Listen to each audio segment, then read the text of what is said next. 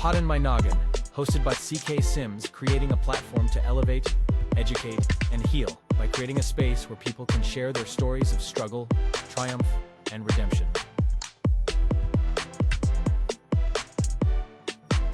CKS Media. Hello everyone, and welcome back to another episode of Poddin My Noggin. We are here this week with, I don't want to say this right off the cuff, but could be one of my new favorite authors, author D.H. Morris. Welcome to the show. Thank you so much, Curtis. I'm so happy that you asked me to join you today. Well, the pleasure is mine. So you are the author of this incredible book that I've done very well not to crinkle because it's going to live on my screen. Now, full disclosure, I've been doing this podcast now for coming up like a year and a half. So, and a lot of people have sent me books, right, that I get to read. And I have learned that I'm not allowed to read the entire book before I have an interview because I give out spoilers. And I don't want to do that, but I get really excited about material. And then I'm like, and so there, I had an author on last year. And I gave away the whole book. And I was like, oh my gosh, I can't believe I just said that. Like, yeah, I can't believe you just said that either. And I'm like, oh my gosh, I'll edit it out. And so I only read about 2/3 of the book and then keep it for after the interview to finish. But I will say this, I'm not really usually one that would pick up a book like this, to be honest. So what's interesting about it is that it's so shiny too. Just look how beautiful the picture is. What's interesting about it is if I went into a bookstore, The Girl of Many Crowns may not have initially captured my interest. I'm a suspense thriller type person. However, I will tell you that that's an injustice. And I think a really greater life lesson. Don't judge a book by its cover, for once. And we should try and be diverse in everything that we're reading, because I've thoroughly enjoyed this particular book. And I have questions. I've prepared some questions, which is something else I don't often do. I prefer more of an organic conversation. However, there's some things I want to ask as we go. But take us back. So you are going D.H. Morris, and that is your pen name, correct? Correct. And what would you like me to refer to you as today? DH is fine because my given name is so common that people have a hard time finding the book. But if they put it under D.H. Morris, it's the only one, which is why I chose that as the pen name rather than my given name, Deborah. There are a lot of Deborah Morrises out there, surprisingly, and several of them are authors. Really? Okay, that's interesting. My legal name is Curtis Sims, and there are a few. One in particular is convicted and in prison for murder. Not me, but if someone were to Google me, this Curtis Sims fella, and they Google, this is one of the top things that come up. And I'm like, oh, well, that's interesting. I need to, hopefully work on my SEO and make sure that I come up and not the other guy. So, but okay, so let's go back to, I want to talk about the book, but I want to know what brought you to writing a book first, and this in particular. Well, this is actually one of my ancestors. And when I got married many years ago, my aunt, who is the family genealogist, gave me as a present a huge family tree and group sheets and family charts that went back 1,000 years, basically. And as I was looking at it, I noticed that this person, it looked like there was a mistake there to me, because this young girl named Judith was married at the age of 12. And then she shows up again on my chart, being married to the son a year and a half later, or 2 years later. And then a few years later, she shows up married to someone completely different. And I'm thinking, there's a mistake here. I need to find this mistake and correct it. Instead, I found a story that kind of haunted me for several decades. And then COVID came, and as a lot of us were, I guess, confined during COVID, and I just felt like all this time she was saying, write my story, write my story. And so I just spent a lot of time during COVID doing research and writing. And initially, the book was much longer, and it was written like a history book because it was based off of old records that were kept in the 9th century. And so I was trying to be exactly true to the facts. And then I realized if I want anyone to read this, I need to take out everything that they didn't absolutely have to know and, add some dialogue and make it read more as a historical fiction. And that way people could learn her story and learn the facts. And I think they're amazing. She has an amazing story. And I felt very honored to be able to share it. So, two things then, because now my wheels are turning, right? So, getting the backstory is really interesting. Um, so it is historical fiction because like it's a lot of facts, but there's a story woven in there. And it's historical fiction because most of the dialogue is made up. I made up the dialogue. I know what happened, the Mm-hmm. events that happened, but I have to project how she felt about those events and what she said during those events. And it's That's also not yeah. just So her story. no, it's not just her story. So what's really interesting too, though, is that you talked about how the book was much longer, right? And Mhm. you did an incredible amount of research, and that Yes. you sort of had to take out a lot of the historical sort of fact, whatever, and add some dialogue. But you still retained, like, it still reads.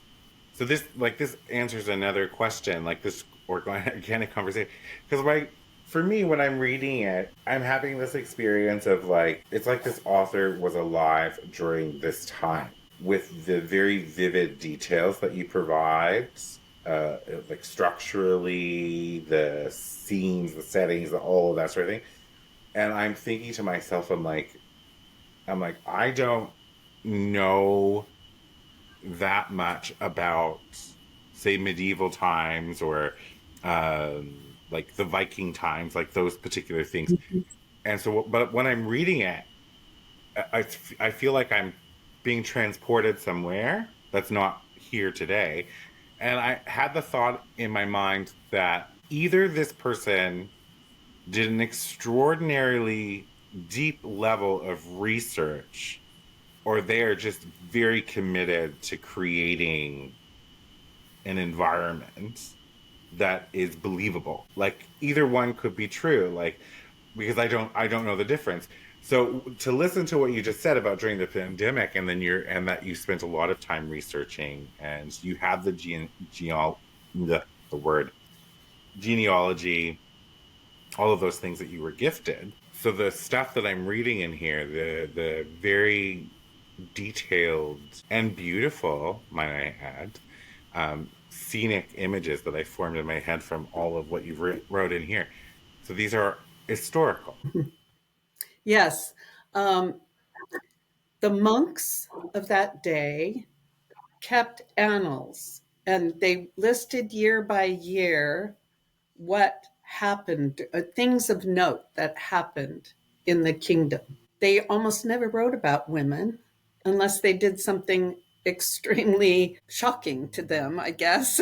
And so she shows up, and also we see the story. There's a side story also of her cousin and his wife, and he's trying to divorce her. That was a big scandal of that day. There are a lot of writings from the character named Hinkmar, who is the chief counselor to King Charles, and almost everything was in Latin. I don't read Latin, but I do read German. A lot of it was translated into German. We also have some wonderful medieval historians who specialized in King Charles and his life, the father of Judith. And so, I mean, everything down to the laws that were passed in that day, the place it occurred, when they were having their assemblies and passing the laws. I just went to the records, found what laws were passed, when that was held, where the assembly was held. And every time we came to a new place, now I lived in Europe for 12 years, but I wasn't writing the book at the time. So I had some picture in my mind of a number of the places, but not from 1,000 years ago. So I had to do research. Let's say Le Mans. When we go to Le Mans, I had to research what was Le Mans like in the 9th century, not what it's like today, which is very different. And so, yes, there was a lot of research that there was not a place that I didn't do as deep a dive as I possibly could into what it was like during the 9th century. And I'm so glad that you do get that sense of realism and some of the conversations that are in the book were basically taken right out of the historical records even. And yes, you could do a spoiler on this book, but it wouldn't be as bad because these are all historical figures and they're all historical fact pretty much. So, I mean, I filled in a few gaps with a few holiday celebrations, and then I looked up how did they celebrate that in the 9th century, and took accounts of celebrations of the 9th century in France or in England and how they did that, and then just wove that into the book so that it would be as true to fact as I possibly could be. It is. So there's a couple things that are coming up for me. So at the moment, like, it's evident that you took great care in how you presented the time, the environment, the people, even in this book, right? There seem to be, now that you're filling in some gaps and some questions and things like that, it's like, okay, it's so interesting. I would be remiss not to sort of call out how eerily there are some strange correlations in this historical fiction book with our current time, right? So I think as I was reading, I was having moments of like, well, we're kind of seem to be heading in this direction a little bit right now, or that could potentially happen today, which I hope it doesn't. I hope things get better. I have to hope, or I would fall into despair, right? But that's a really interesting tie-in as well that probably wasn't on purpose at all, but it just turns out to be what it is. What so yeah, I have so I'm mindful of time, but I'm also like my mind's spinning, right? So like connecting dots in real time as we're having this conversation. Um, so it happened in the pandemic. You started your research. So how many years did it take you? Because I feel like this book was only released, what, if I It was remember, released last last year? fall. Yeah, Last fall, yeah. So it's not yeah. been out for even a full year yet. So how long did the research take to culminate into this very lovely written book? Well, I had started the research probably 30 years before, and I had gathered it. And then my husband says, "Oh, I think I still have that." Because I said, maybe I should, because I kept feeling, yes, you should write her story. She deserves to have her story told. And then I started from there and just went. And I took a year probably to finish the research and the initial draft. And I approached a few um, people in the publishing industry, and the first thing they wanted me to tell them was tell them three other books that my book was exactly like. And if I couldn't, and it had to be ones that had just been published, then they were not interested. And they said, who cares about a princess from France? Who cares?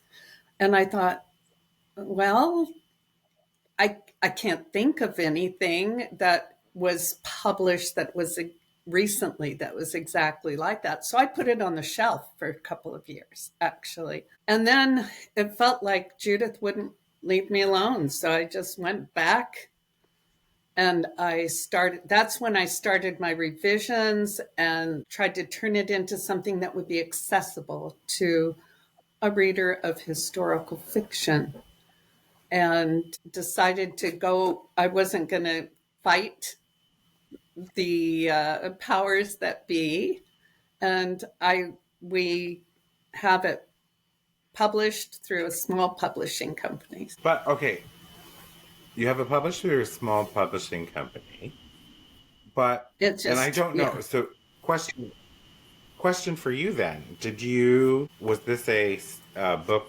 specifically for me, or was this the book? You mean the signature, or Yeah, yeah. There's like yes? it says May Baldwin's strength and Judith's courage inspire your own journey. That's what I DHYs. hope this book will do for you and anyone else who I it's not on every book.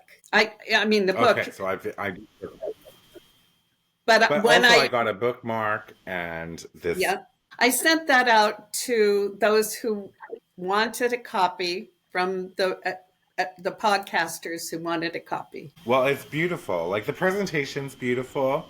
And I think ultimately, you released it when it was time, right? Like you had tried to court some publishers. The request for, three books that has done well that are almost identical to the book that you're writing. They're just playing safe, right? It's the numbers game. Could they get a potential bestseller? Could they, move books? It's all those things. But what I find is people have gone so far to the money, just to the numbers, that the art and a good book may never find it to the market simply because it's something different than what's, like making, the number one New York Times bestselling list at this moment. But so, okay, so we got the book published. It's beautiful. I love the simplicity of the black. To be honest with you, was this your vision? The cover? Yes, yes. I worked with um, a um, a company that designed it for me, but they had a different vision, and I wanted just the weight of the crown, which actually you see on everybody, not just Judith, on every single royal in there. There's this duality. It's the beauty and the richness of their environment, and then this weight of the responsibility. And you can see it kind of reflected. There's a reflection that shows that's the many crowns on the cover. It's not Well, I will something say to I would you, aspire to be is a royal, because after doing the research, I like my life private and just the way I want to do it. It's exactly, yes. People never, they always think, I think they always think that if you're royalty, then you have the most blessed life. That's not Mhm. true because you have to look at all of the responsibilities and all of the expectations. Like, you don't get to live your life for you. And we've seen that unfold now in even recent time with like Prince Harry and all of that sort of thing. You know what I mean? Absolutely. So, the book, before we pop to break, I just want to say that I love the book cover as well. It's simple and elegant, great for sticking to your guns because I think that Thank you. it lands really well and really beautifully. We're going to take a quick break and we're going to come back and we're going to talk about more of the characters in D.H. Morris's The Girl of Many Crowns. We'll be right back. Partner today with CK Sims and Poddin My Noggin to get in front of an audience that cares. You will be supporting mental health stories, tales of resilience, and uplifting content, aligning your brand with bringing goodness, authenticity, and kindness front and center.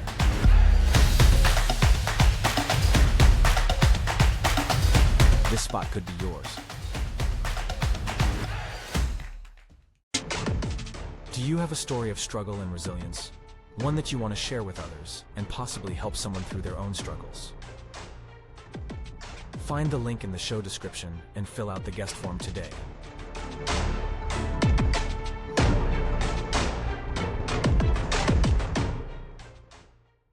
Welcome back, everybody. Before the break, we have been talking to the lovely D.H. Morris about her book, The Girl of Many Crowns. We talked about how she got here and how the book came to be, and how, interestingly enough, that this is really a true story with small embellishments, That's right. right? So, That's right. and so I have some questions I want to ask now because, so you repeated several times in the beginning of this interview and throughout like the first segment that you really wanted to tell her story, right? Judith's story. She's the princess. She's the daughter of Charles. Um, but yet you chose to write the book through the voice of a character named Baldwin. Talk Well, about that. Can you tell me about it? I tried to start the book several times from Judith's standpoint. And whenever Baldwin came in, I had to go back and redo a lot of the story. It just was not coming together. And then I realized this is not just Judith's book, it really is Judith and Baldwin's book because it's their story. And their stories run parallel to each other so that we know what's going on in Britain and we know what's going on in France, and we don't have to lose any of that history or that backstory. We also have the story from Hinkmar, the counselor's point of view, so that we know what's going on with the king and his close inner circle. And then later, and maybe I'm giving a spoiler myself, but it's history, and I wouldn't be here if Baldwin and Judith didn't get together eventually. And Fair. when they join forces, and he helps her escape from the palace, then it just becomes the dual story, one from the king's standpoint through Hinkmar's voice, and one really from the couple's voice. So it really is their book. And the interesting thing about that is I've always seen it from Judith's standpoint. But when my husband read it and my son read it, they said, well, this really isn't Judith's story. This is Baldwin's story. And I was surprised. I thought, well, that's perfectly valid. it really is their story. It's the family story. It's even King Charles' story. Well, I think yes, because you can go very much through the looking glass, if you will, with any of these particular characters. What was interesting to me, though, is because I assumed, of course, and from the get go, that Baldwin and Judith were going to end up. There was just like a something there, essentially, if you will, that kind of just like, Mm-hmm. I'm like, what's there's like just how he spoke or viewed Judith specifically, but then also his loyalty to the king, right? That was a very interesting duality as well because he had a sacrifice to make in that process. So I kind of always assumed right from the get go that they were going to be together, and I wanted this as well. Um, Mm-hmm. but what I found really interesting was I think I liked how the book is Judith's story, but told through the eyes of someone who loves her. Mm-hmm. And it's really beautiful how that comes across. And it's like this muted sort. I don't have the words to describe like the kind of like the beauty to it. It's a very muted beauty, if you will. And this is my take is that it's like you can tell the restraints, right? And you can tell that there was so many other layers. It wasn't as easy as that there was this love quietly growing.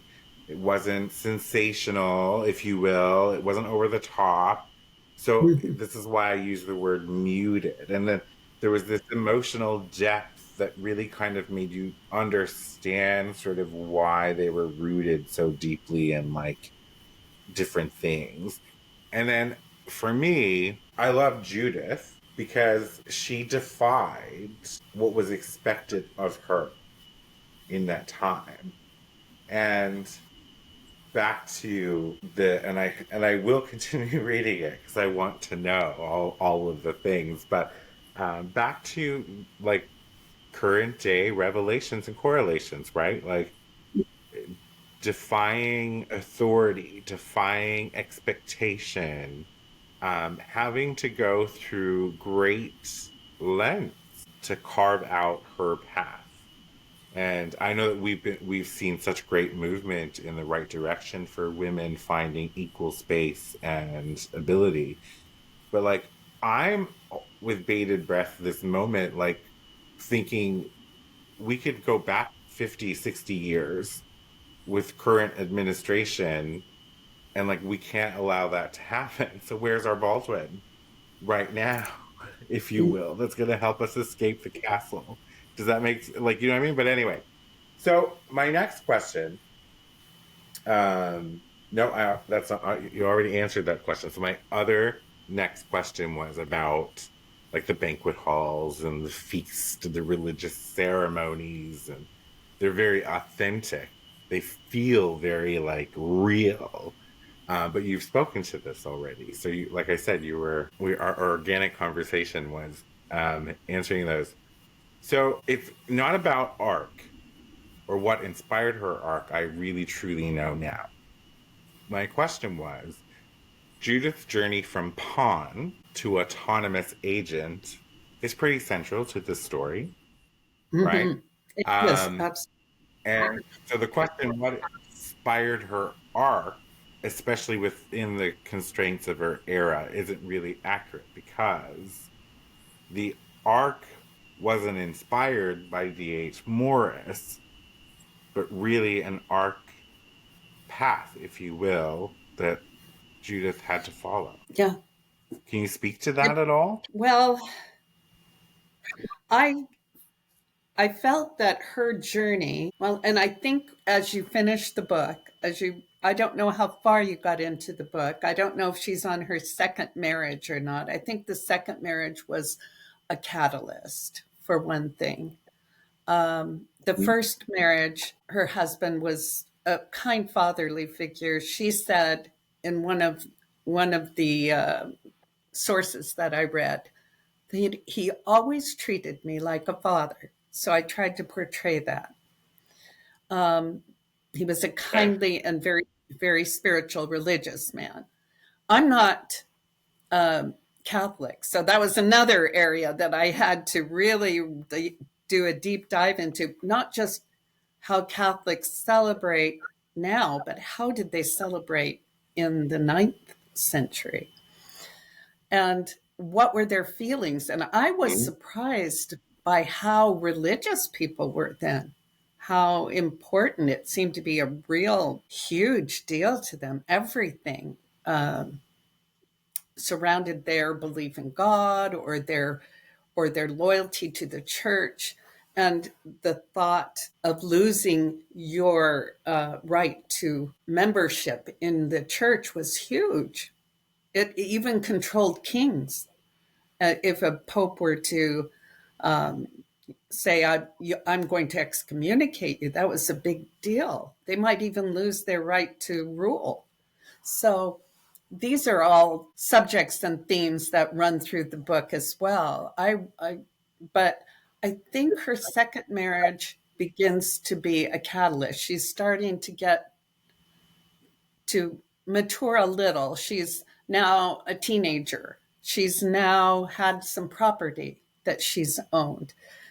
And she realizes that there are things worse than whatever her father can do to her. And maybe that is being married to someone who would not treat her well. And she would rather, she has to get to the point where she would rather be in prison for the rest of her life than live a life that her father had chosen for her that she did not want.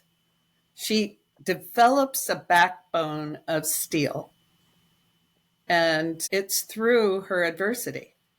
And I think that's a journey that we all go on. And our adversity either makes us stronger, or as they say, or you succumb and you fall apart. But you have to find that steel within you, whether it comes from your faith, whether it comes from just a place, a quiet place within yourself, kind of like Scarlett O'Hara in Gone with the Wind, who will not be taken down. She refuses to be hungry again or whatever it is, or refuses to give in. Today, there are so many challenges that people face. It's good to have a character there who shows that you can be strong. You can stand for what you believe in. And you can do it. Well, She does it in a way that is not objectionable, but it is firm, and she will not back down. And she goes after what she wants. and I think doing something today is different than doing something during the 9th century, right? Because people like Judith, which is such a great sort of lovely, wonderful thing, by the way, to think about, like that even this particular person who really existed carved her path against all odds, right? Chose what she wanted and refused to back down from it. So that's, to me, is massive inspiration. If you haven't picked up by now, I'm a massive feminist. So, like, that's just who I am. So I think it's definitely easier now to carve your path or to claim your stake in the world, be steel if you need to be, than it would have been for Judith in the 9th century. Because as you have said, religion at that time was law, essentially. If you think about it, like, I don't know a lot, but I know this, right? Like, I'm not Catholic, I'm Protestant, but the religion was the rule of the land. It was the law. It had such great influence and sway. And back then, in the 9th century, for gosh sakes, you had your little echo chambers. You weren't really traveling the world, most people, right? Or all of these different things. So someone like Judith, or, I mean, she was royalty, so she could have seen more than than say common folk in that they only knew what they knew. There seemed to be very little expansion or a chance of expansion of mind or critical thinking, if you will. So that fear, falling out of God's graces or not belonging to a church, like that's your whole, that's your everything, right? And we see this now way less, of course, but we do see that sort of same level of fanaticism exist to a degree in some like smaller parts of the country, the world, that sort of thing, where their echo chambers are very small. Um, but yeah, so for her, the second marriage, yes, was like the catalyst, and rather going to prison, right? What's the difference between one prison and another prison? Well, if she goes to the prison from the king, she's at least by herself Mm-hmm. and not in a prison where she's being mistreated, if you will. So critics feel the romantic thread is restrained, while some prefer more emotional depth, as I would agree. How did you balance courtly politics with the emotional core? What was that choice? Because I feel like that might have been a choice for you. Oh, that's difficult. I haven't thought about that. I just was trying to tell the story as accurately as possible and tried to put myself in her situation, and knowing that the royalty also, you can't have, for instance, a commoner approach a royal in a romantic way for the most part without maybe getting in trouble, having his head cut off. There's got to be a certain amount of deference to the royalty. And so there's always this little barrier, emotional barrier almost between them. So it is different. This book is highly populated with royals. There's very few commoners in there. Mm-hmm. And so it is a different level, I think, of emotionality. Yeah, it is very much and it's very much a glimpse in. So it's not even just a glimpse inside the 19th century. It's not simply a love story. It's like accurate recounts of times, but it's also very much a look inside royalty of said time and all the nuances and complications and such that will come along with that. So yeah, and then I guess because I did not realize the extent of historical accuracy in the people per se, right? I thought the characters were not as historically accurate. But power, loyalty, and agency, these are the constant tensions in your novel. How did you approach weaving those themes into both historical and personal drama? But I think we have this question, and this question's not relevant anymore because we know more now than I knew before we started talking, right? I did not start by thinking I want themes in here. They emerged because of the characters and the choices they made. And at the end of the book, there is an afterword that tells further about each of the characters and some of the choices they went on to make and what their ultimate fate was. And I based each of the characters off their life story or their storyline, so that, for instance, her younger brother, young Charles, just a young child when the book begins, and already forced to be a provincial king at the age of 7 or 8, and thrown into this crazy life of politics already. And he was a jokester. He loved to hunt, but he also loved to play pranks. And eventually it leads to his death. And that you can read about in the afterword. And he dies very young, as like 19, because of a prank that he played on someone. So, so I tried to capture Oh. some of that into the personality of the character of young Charles. So, okay, this is your first book. It is. So, I have a question. Do you have plans of writing any other books? Well, I have started one based on Judith's grandmother, Judith, who she was named for. She had a very interesting story as well. And I've written the first 2 chapters, but then I've stopped to do more research. It's hard for me. I love doing the research, and it's hard for me to know when the research is done. But she was the empress who married. Actually, she was of noble birth, but not of royal birth. And she was chosen by Louis the Pious, Charles's father, and the son of Charlemagne, as his second wife.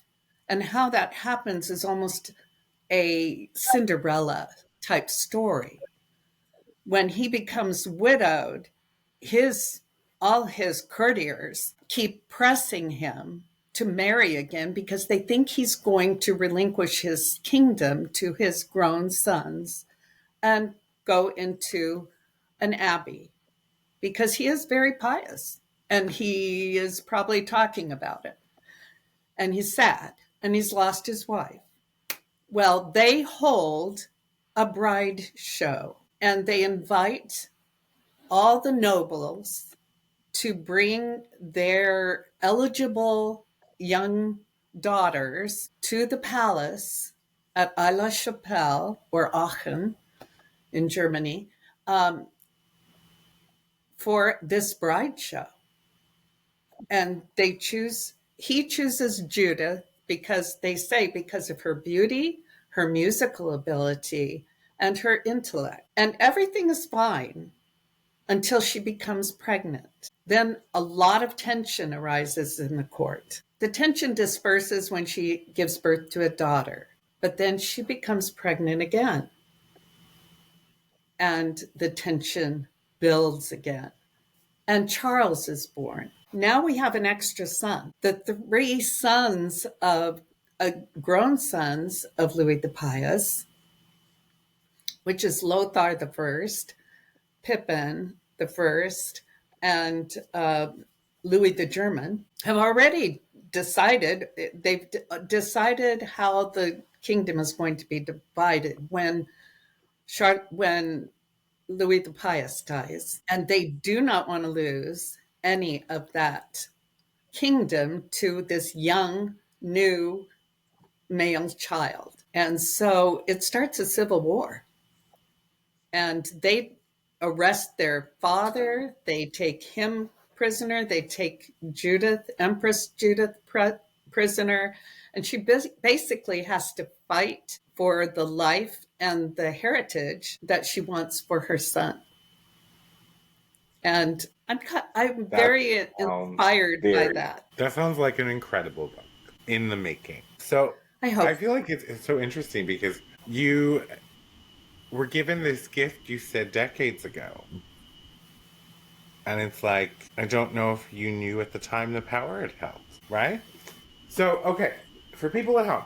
So I just had a realization also. You had said at the beginning of the book, this is based on your family lineage. So you are descendant from royalty. Yes. And they're How does that probably, make you feel? I think I had always known that from the time I was a young child. And I remember thinking, so you're saying if I was born 1,000 years ago, I would have been a royal? And my mom would say, yes. And then at the time, I think I had in my mind the Disney princess thought. But then I just forgot about it. And then it was, but at this point, they have so many descendants. I'm sure you might even be a descendant of theirs.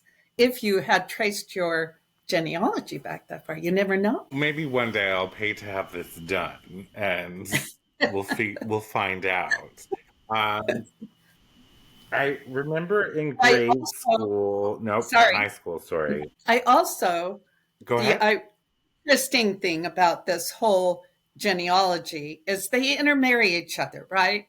So my ancestor I come through Judith and Baldwin. Their son, Baldwin II, married the daughter of Alfred the Great. Alfred is the one she teaches to read. He is the son of Athelwulf. So I am also related to Athelwulf. I'm also, ironically, related to some of the Vikings, and I'm also related to to Robert the Strong, who is not necessarily the hero of the book. He is a thorn in the side of Charles the Bald for quite some time. But eventually, Robert the Strong's sons become the kings of France. And when the Carolingian dynasty ends, the Robertian dynasty begins.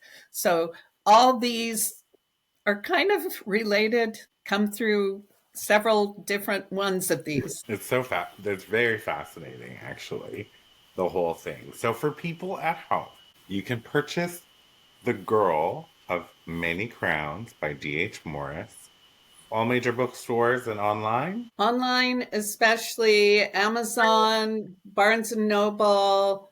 I think they have like a Google Books. I really don't. I'm not as familiar, but you're probably easy. It's easier to just pick up Amazon and have them deliver it. Fair, fair. And if you are against Amazon, you can go to Barnes and Noble. They're still in good Yeah. graces at this moment. But great book so far. I am excited about finishing it now. So if you want a historical fiction, a muted yet beautiful love story, okay, not sensational, and like actual like vivid detail of what it looks like and feels like in the ninth century, buy this book and enjoy this book. It's really, really great. You did such a wonderful job. It was such a pleasure having you here today, DH. And we now have something to look forward to after this book is finished. We have a book coming sometime in the future about Judith's grandmother, Judith, the Empress. Thank you All so right, much. so Abby. we're at time. Thank you for being here. The pleasure was all mine. I really thoroughly thank you for the book and the nice touches and the story itself and all the research, the countless hours of research you've put in to write such a beautiful piece. So thank you for being here. I wish you the best. We'll look out for the next the next D.H. Morris historical fiction. And for everyone at home, get out there and live your wildest dreams. So until next time. For media and sponsorship inquiries, email info@cksims.com or visit cksims.com and fill out the contact form. Be sure to subscribe so you don't miss an episode. A new episode airs every Saturday. CKS Media.